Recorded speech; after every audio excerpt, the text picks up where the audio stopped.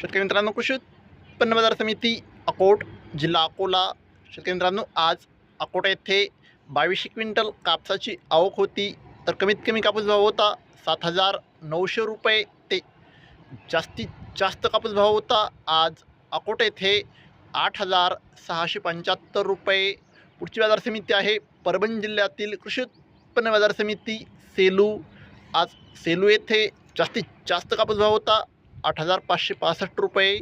सरासरी कापूस भाव होता 8,440 रुपये.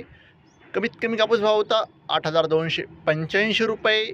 फरदड कापसाला 6,800 ते 7,650 रुपयापर्यंतचा भाव सेलूमध्ये कापसाला मिळत आहे. पुढची बाजार समिती आहे कृषी उत्पन्न बाजार समिती परभणी. आज परभणी येथे जास्तीत जास्त कापूस भाव होता 8,345 रुपये. सरासरी कापूस भाव होता 8,245 रुपये.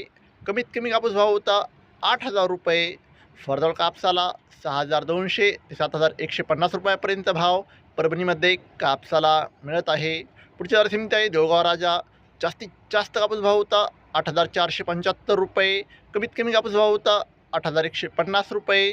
सरासरी कापूस भाव होता देऊळगाव राजा येथे 8,350 रुपये. पुढची बाजार समिती आहे हिंगणघाट. अवकाळी 9,700 क्विंटल. जास्तीत जास्त कापूस भाव होता 8,550 रुपये. कमीत कमी कापूस भाव होता 6,500 रुपये. सरासरी कापूस भाव होता हिंगणघाट येथे 8,000 रुपये.